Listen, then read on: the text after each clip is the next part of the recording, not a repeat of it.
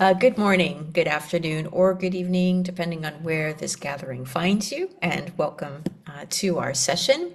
We're very grateful to be together for session 3, which is engaging with meditative inquiry in teaching, research, and creation in the 2026 MSR Research Colloquium, The Mystical and Research, Dwelling at the Threshold of Knowing.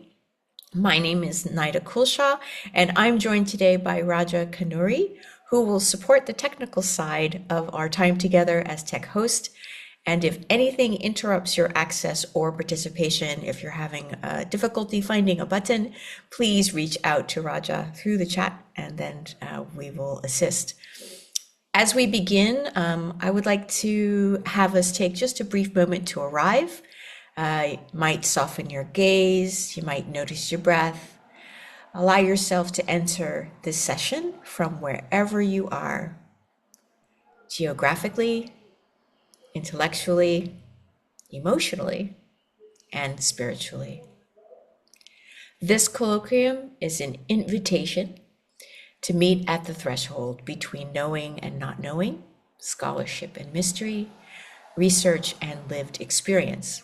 And across the program, we are exploring how mystical experience may shape inquiry, teaching, leadership, management, organizational life, and a researcher's own inner journey. So in this session, we're going to continue that shared exploration through the work and presence of Ashwani Kumar.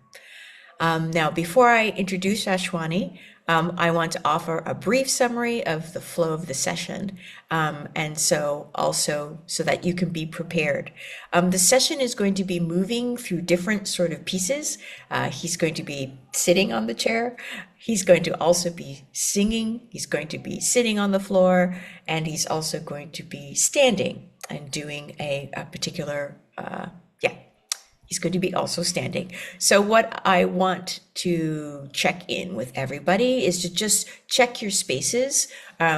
You're going to be invited to do a practice which is standing. So just check to see around you if you have room to get up, move your chair, etc. So I'm just going to give you a minute just to check your space around you because you're going to be moving a little bit during this session. So just a couple seconds for you to sort of get yourself ready. And if you don't have a lot of space around you, you will be able to do most of it sitting as well. Standing is preferable, but we can modify it to for sitting as well a little bit. That's great. Well, I think everybody should be ready then. I'm going to introduce you, Ashwani, and I would like to offer 3 brief points that connect his background and the contribution to today's conversation. First, Dr. Ashwani Kumar is a professor of education at Mount St. Vincent University. His research and teaching interests include curriculum studies, holistic education, meditative inquiry, and arts-based research with a focus on Indian classical music. This connects directly with the invitation to explore research not only as analysis, but also embodied, aesthetic, and transformative ways of knowing. The second, Ashwani's work on meditative inquiry explores both the inner life and our relational connection to life, ecologically, economically, politically, culturally, and socially. And that feels deeply aligned with our colloquium theme, of course, of dwelling at the threshold of knowing, where the researcher's way of being is not separate from the inquiry itself. And third, I'm especially drawn to the way that Ashwani holds music as a meditative inquiry. He plays the harmonium, sings and composes Indian classical music, and describes music as a sacred, spiritual, and meditative experience. This resonated with me with my past MSR research session that I did in 2023 on spirituality and sound, where sacred sound was also held as a pathway into presence, relationship, and spiritual knowing. So I really appreciated that side of your bio, so I wanted to highlight that. So with thanks to our presenter, our participants, and the MSR Research Committee, I invite us to begin with openness, attention, and a willingness to listen for what emerges. So Ashwani, welcome, and passing it to you. Thank you so much, Naida, for that lovely introduction. Before I begin, I want to quickly share that I my field is educational studies, not management at all. But thanks to Tianwan, Dr. Tianwan Yu, who works at my university and who alerted me to this and suggested that I should submit a proposal, and I did. And I have been very busy, but I've been trying to follow a little bit. I watched the introduction to the conference and a little bit of the keynote, and I think this is really well put together, very thoughtful, very well planned. So I'm very happy to be here. I'm going to share my screen, and as Naida alerted you, I will be moving you through a number of, I will be personally moving through a number of positions. So please be patient with me. I hope that this is a, you know, worthwhile session for you, enriching session for you.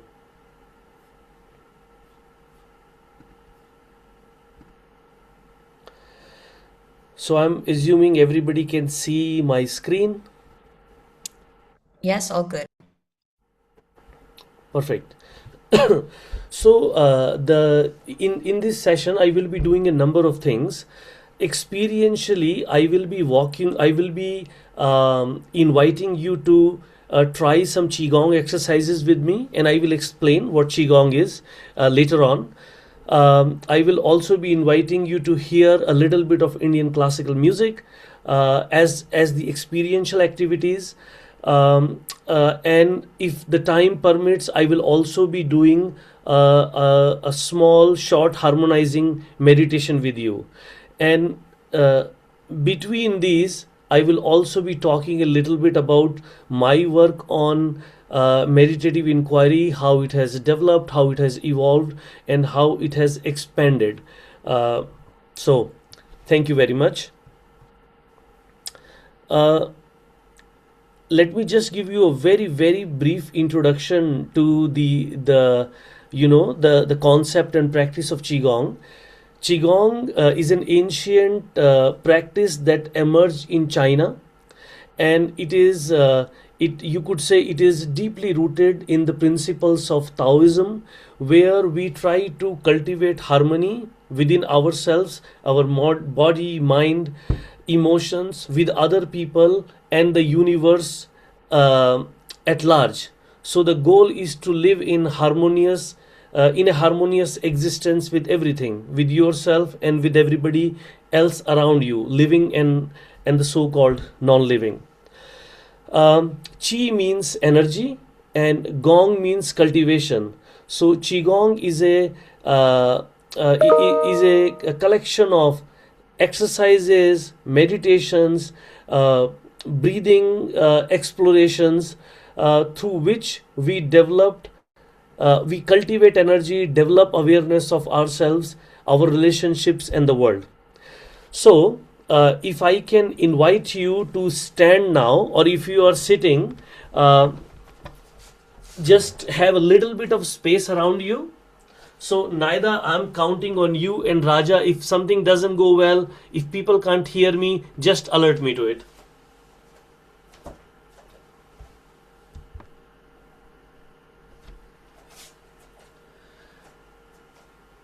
So, I'm assuming I'm visible to everybody. Naida, everything is good? Yes, Yes. except, yes. Yes. Can you My head is pin? cutting out? We can see you. Okay. Yes. Tell me what's not working. If you could stop your sharing of of your slides, then what we can do Oh, is pin you so you're a little bigger on the screen. perfect. Thank you. Wonderful. That's good. Is that better? Yes, go ahead.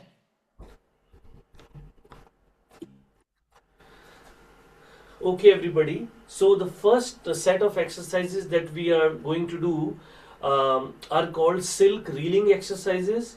The basic intention is they are joint mobility exercises to make your joints smooth like silk. So we will begin with our wrists.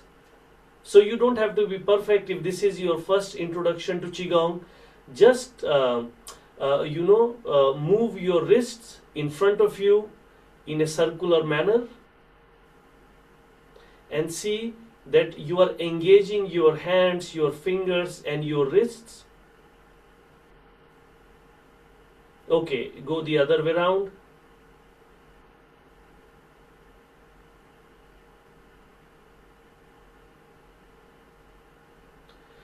Okay, now we are going to go to the elbow. We will continue to move our wrists, but are also rotating our elbows now.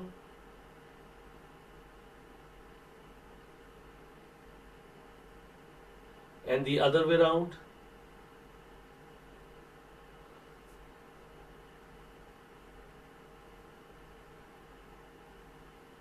Okay, and now we are going to rotate our shoulders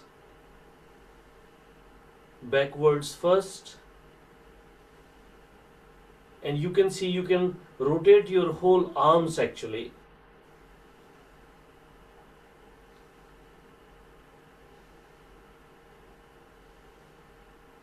And the other way around.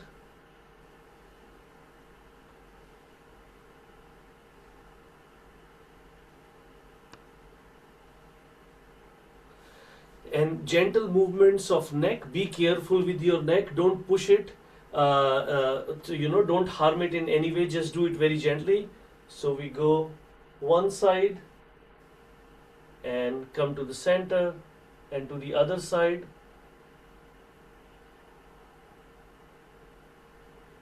Make sure your breath is going as usual. Breathe in, breathe out, breathe in, breathe out.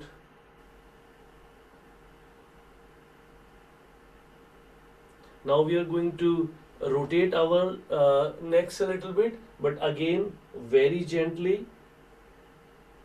Don't push in the ranges where it might hurt you. Do what you can do easily. And the opposite side.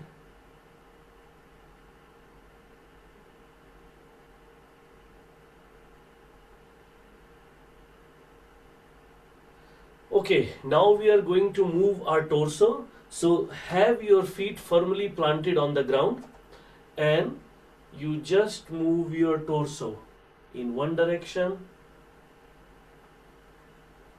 Keep breathing and do as your range allow. That's very important.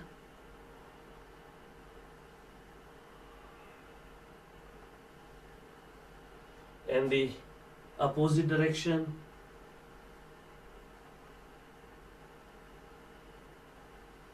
In Qi Gong, everything is done on both sides.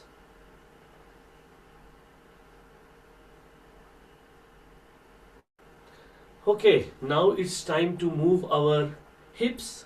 Again, feet firmly planted on the ground, and move your hips. If it is easier, I can move sideways for you.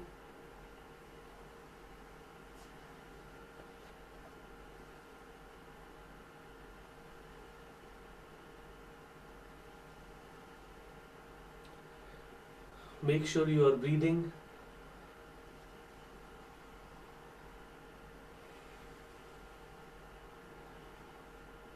The other direction.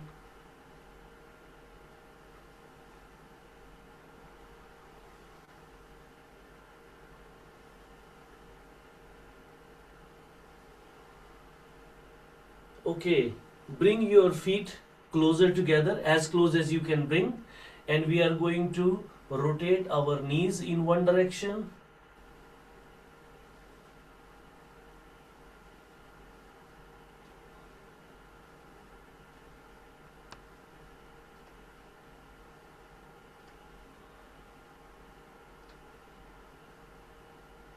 And the other direction.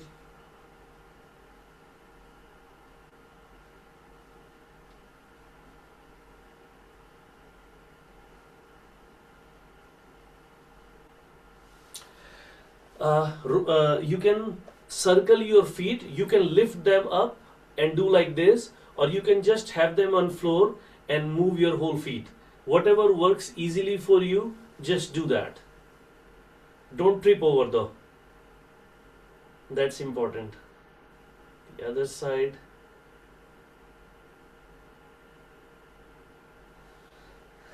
The other feet. You can hold a chair if balance is an issue. You can also hold a wall, or you can just keep your feet on the floor. Much easier.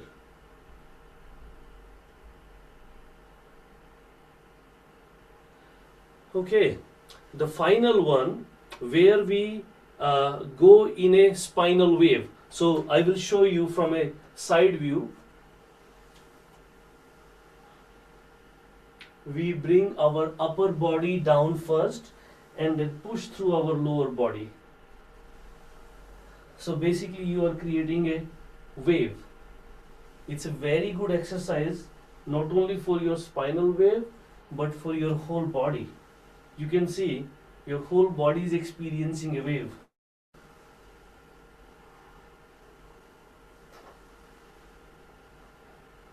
Last time. Okay, this was the silk reeling section of what we were going to do. The next is an exercise called shaking. You must have seen athletes do it when they are preparing for their sprint or anything else. It's really helpful in reducing the stress from the body. So basically what you do, you let loose of your entire body and just shake. Shake whatever is intuitive to you, convenient to you. Keep breathing. You can let your whole body loose and see if the movement can come from your legs. So basically your whole body is like a jello.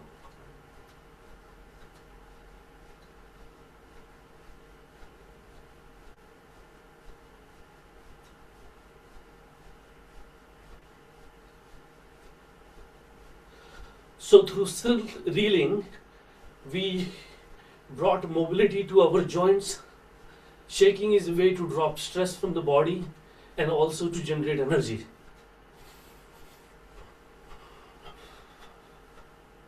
Okay, I invite you to just stand for a few seconds, just very quietly before we do our last section. Many of you will feel tingling sensation in your fingers, in your arms, in your torso, in your legs. It's okay if you don't experience any of that. Shaking still helps.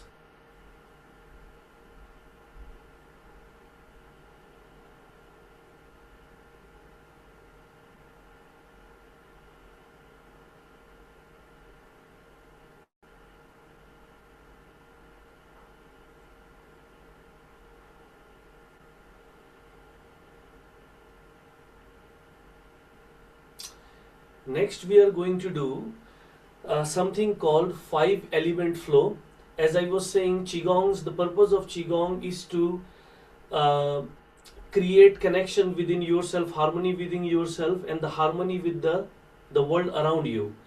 So these flows, after we did our joint mobility exercises, which allows the flow of energy and circulation of blood and Qi easily, then shaking generates more energy. Hopefully we have more energy now to circulate throughout our body. That's what the purpose of this flow. And as I said, it's a 5-element flow. So we will be connecting with 5 elements in the universe and their corresponding organs within our body. So the first one is Buddha holding up the earth. You can watch me do a few times and then join in. And it is for the element lung and for the organ lungs and for the element metal. You bring your hands like this in front of you, palm facing up. You take a deep inhale, move them up. Now palm facing the sky. You rotate them, spiral them, bring it back. Inhale, exhale. Inhale,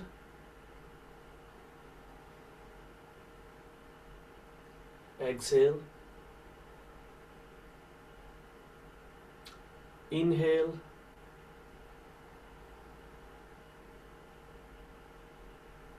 exhale. Last time. Inhale, exhale. Next flow is for the kidneys. It's called a fountain. I'll show you from the front first. Basically, you are creating a fountain with your body, and you can see how the body moves from the side. Inhale, exhale. Inhale, exhale. This is for the kidneys, water element.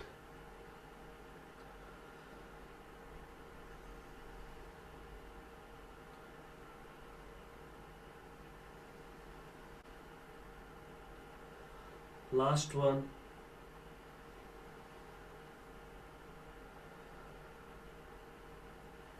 The next one is for the wood element, for the liver.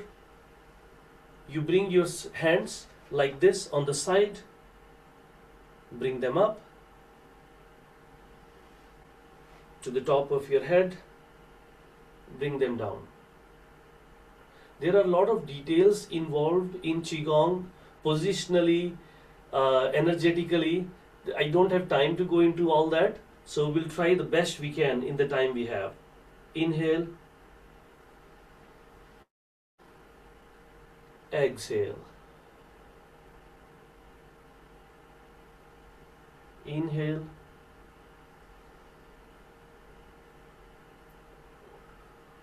Qigong is not just an exercise for the body, it's an exercise for our emotions, for our deeper energies. So it is not done in a hurried fashion. It's a meditation in movement. Inhale, exhale, inhale, exhale. Last set. Inhale, exhale, inhale, exhale. The fourth one is for the heart, for the fire element. Bring your hands in a hoop like this, and it's called cloudy hands. You basically move your hands like a cloud. You can imagine you are skimming the top of a lake or a pond.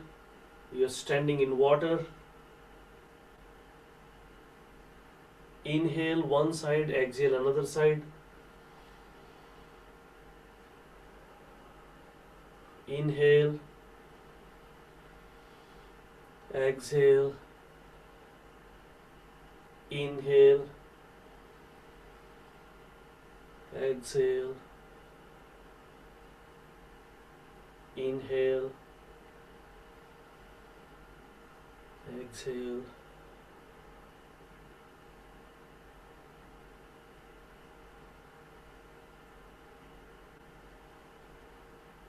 Okay, last one is for our earth center. It's for the stomach and the spleen. It's called pebbles in the pond. So you basically feel as if you have dropped a pebble in the pond and the waves are going out and coming back.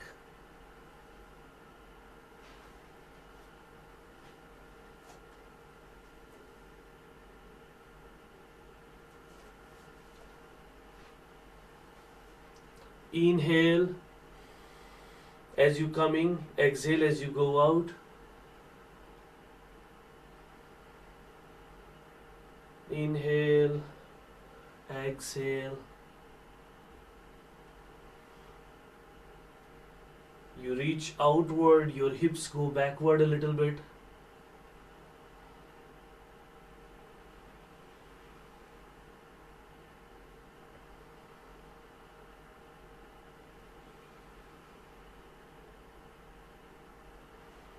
Last one.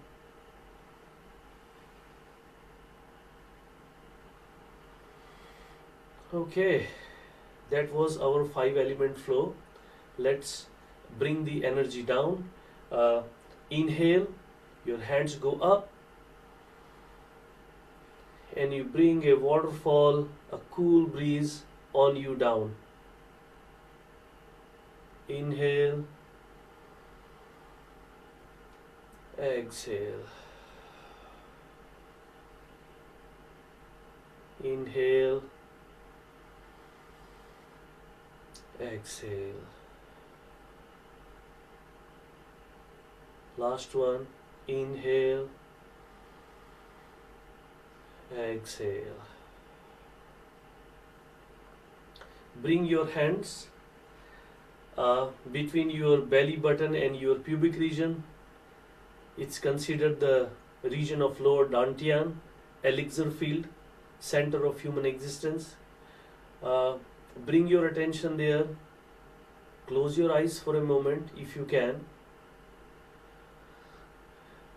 And consider yourself a tree. Any tree that you like.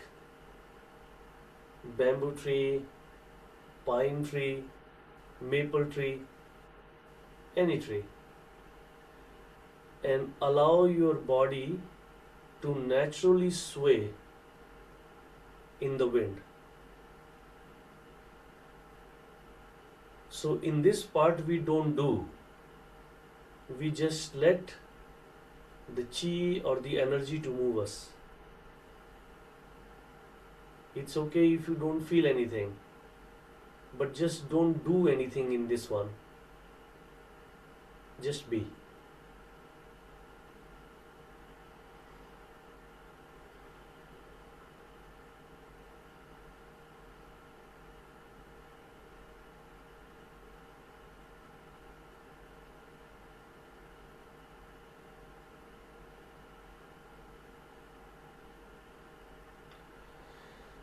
Rub the hand around your belly.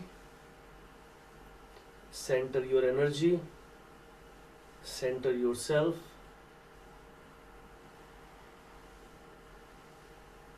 Take a deep breath and release with a sigh. Okay. I hope that was refreshing for you. Now we are going to go into the speaking part a little bit.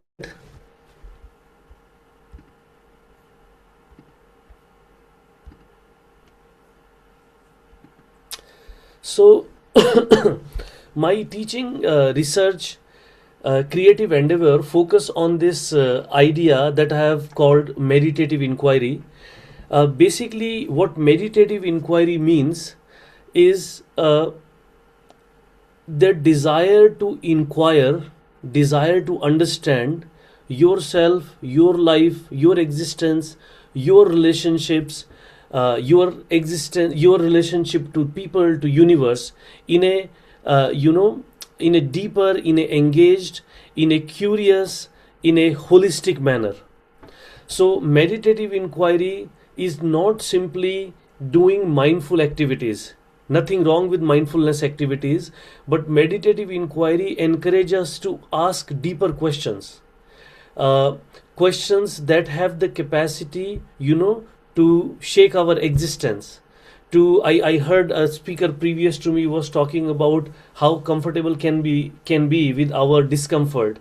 So meditative inquiry actually uh, invites us to allow ourselves to be with the to be with the uncomfortable, difficult spaces, and to look inwardly and outwardly from a perspective where the goal is learning, where the goal is observation, listening, rather than imposing ourselves on the people and the world. So essentially, that is what meditative inquiry is. And in my book that I edited in 2022, I talked about seven core principles that I feel are central to meditative inquiry, which are very self-explanatory, but I can just count them for you. Questioning, as I said, questioning everything, uh, and anything, not taking anything for granted, critiquing, often the spiritual activities or mindful activities can avoid delving into the social injustices and oppression and discrimination. I feel that the meditative inquiry should be front and center in that, rather than not engaging with it. Celebrating to celebrating our existence and celebrating the existence around us, rather than living a utilitarian life. Cultivating awareness. Awareness is central to meditative inquiry, and it is cultivated through paying attention to how one lives, thinks, and feels on a day to day basis, not how one should live. That is imposing the ideal on who you are, but actually, how do we live so that we can learn from who we are rather than impose who we should be. Partaking and rejoicing the creative flow of life. I feel that the whole of the existence is an explosion of creativity. It's happening from the smallest leaf on a tree to the galaxy. Everywhere the creativity is exploding, and I feel all of us have the creative spark in us, which is, given my field of education, is squashed in very childhood through imposition of religious ideologies, through imposition of political ideologies. And education definitely doesn't help, because education has become very instrumental rather than something that brings about the real strengths and being of children. It prepares them for job market, which is very problematic. And I don't think it's actually prepares them for job market too either, because we don't know what the job market is going to look like.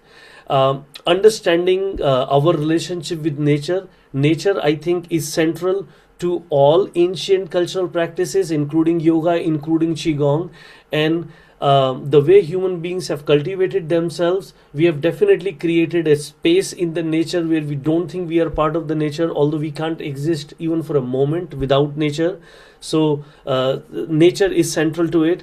And engaging with everybody. Dialogue is central to meditative inquiry, because without dialogue, I don't think there is any real, deeper, authentic learning that we can experience.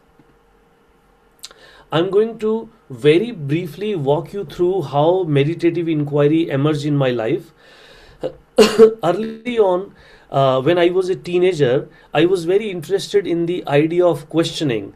One point I want to highlight, that meditative inquiry is not something, a scholarly pursuit for me only. It was an existential personal pursuit that I integrated into my educational journey, and it became a very central part of my life.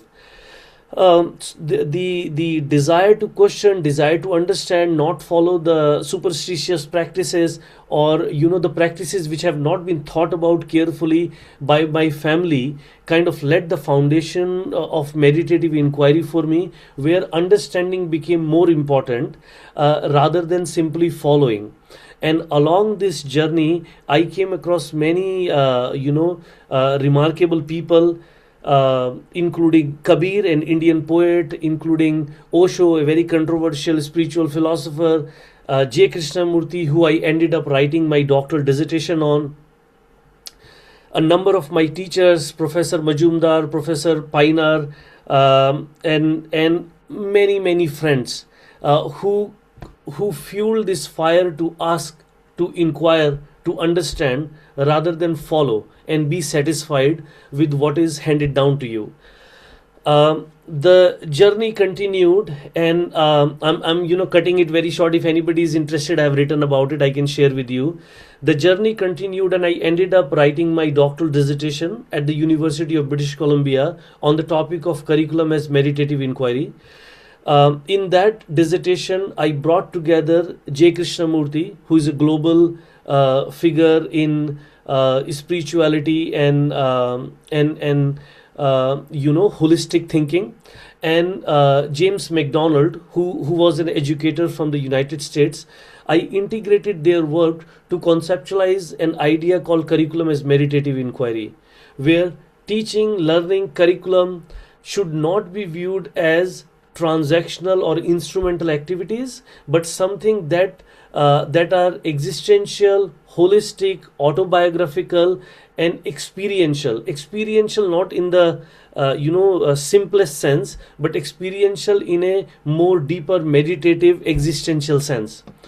After that, I came to Mount St. Vincent University 15 years ago. It's been 15 years. I'm very shocked by that, but it's been 15 years. And there I started experimenting with my own ideas on curriculum, and ended up developing a concept called teaching as meditative inquiry, about which I have published, and many things contributed to it, but most significantly my students, with whom I experimented my ideas, and who responded in a way that was very helpful for me to conceptualize and think about this idea of meditative inquiry in the context of teaching. I also thought of a methodology driven by meditative inquiry that I call dialogical meditative inquiry, where I invited a number of students, friends, scholars to have conversations with me on my work on meditative inquiry. And so far I have published about 6-7 papers from that, though actual conversations we published, and luckily journals were very interested in those conversations, so we are happy with that. Those papers will appear in a collection in near future. Along the way, I also thought of a idea called music as meditative inquiry. I will be playing some music for you. Music was not available easy to me. In India, I did not grow up in a rich family. So, although music is everywhere in India, but if you want to learn it, it's not that easily accessible. And because of a number of reasons, including the financial background, I was not able to learn music, although I always wanted to. And I was also told I cannot learn music. So that was another bummer. Although I didn't believe in it deep down, I kept with me that I can learn music. And 13 years ago, I started learning music, and took it very seriously, and made it part of my life, but also my research. I started exploring how could music become meditative inquiry, rather than something that is only for entertainment or for passing your time. How could it lay the ground for meditative exploration within oneself? And I'm not new to do that. In Indian classical music tradition, music is considered as a way to spiritual wisdom, to gaining inner peace, to gaining inner stability. So started writing more autobiographically about my journey with music, but then also started becoming interested in how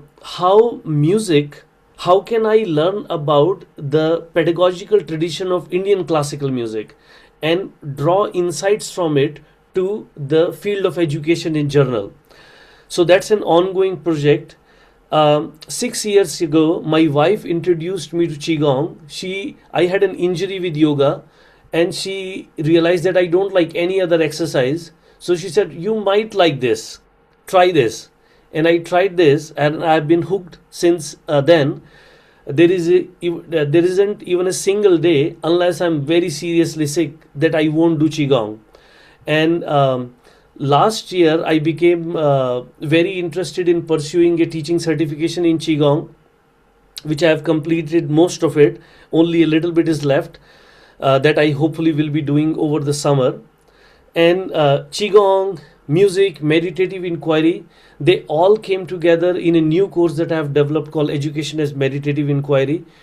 The writings are primarily centered on my work, but students do a lot of experiential exploration in the class, including qigong in every class, and doing reflective meditative activities to explore their fears, their conditioning influences, and all that, providing a space to them for a deeper exploration.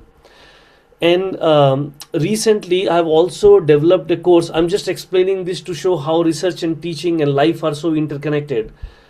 Recently, I have developed a course called Musical Traditions. I taught a Music of India course a couple of years ago to cultural studies student, and after that, I wanted to teach it to the education students as well.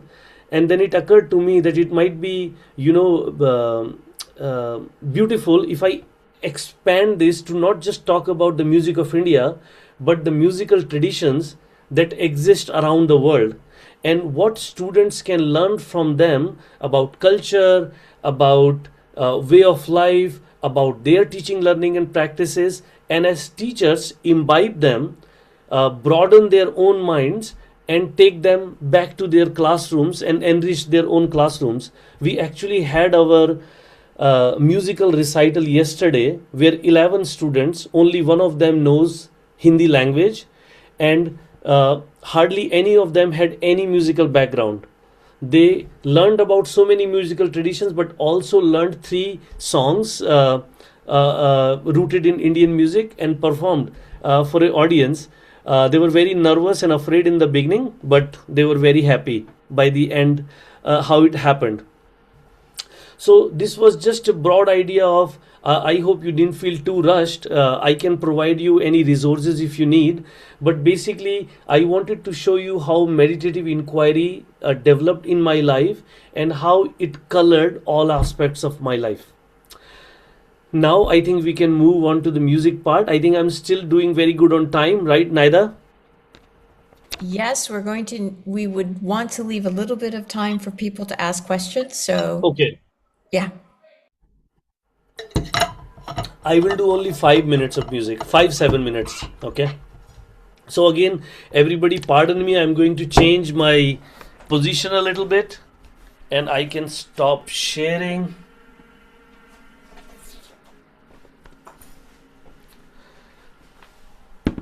So Indian music is generally played sitting down. That's what I'm doing. This is an instrument called harmonium. It's basically a child of organ.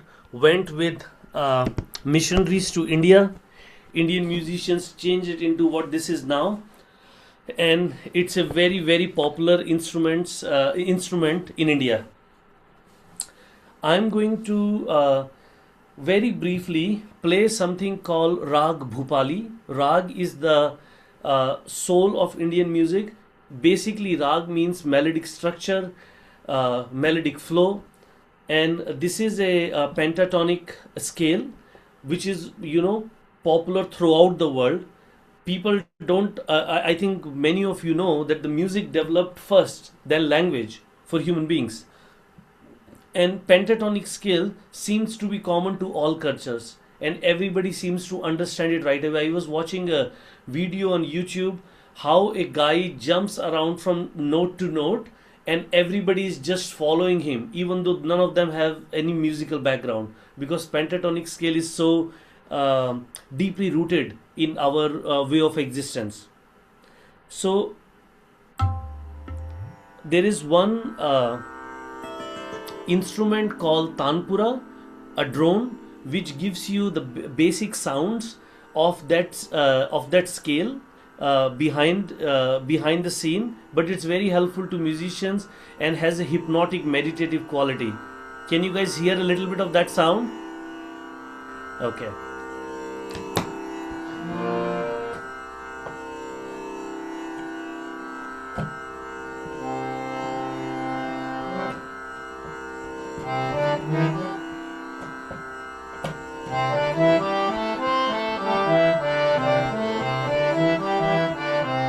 Can you hear the harmonium too?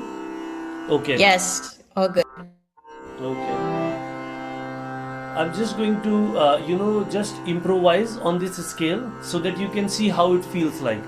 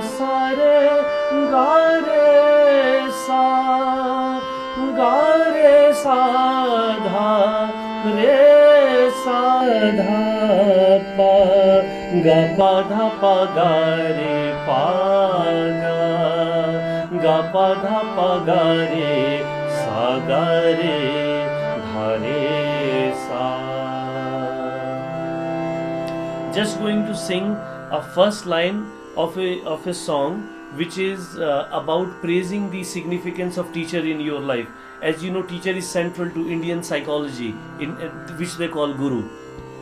Naaman कर चतुर श्री गुरु चरना, Naaman कर चतुर श्री गुरु चरना, तन मन निर्मल कर भव तरना, नामान कर चतुर श्री गुरु चरना, जोई जोई ध्यावत शुभ फल पावत, जोई जोई ध्यावत शुभ फल पावत, जन्म मरण दुख सब निस्तर, नामान कर चतुर श्री गुरु चरना, नामान कर चतुर, नामान कर चतुर, नामान कर चतुर श्री गुरु चरना. I think I'll stop it at that. Oh, thank you. Thank you so much. I don't know if you want to stay there or go back to your chair. I think I'm good here. I'm okay here. I'm fine here. Okay. Yeah. Yeah. So I would love to, well, first of all, thank you very much for the experience of the session. And I have a question, but I wanted to check with everyone who is here with us. Do you have a question that you would like to ask, something that got sparked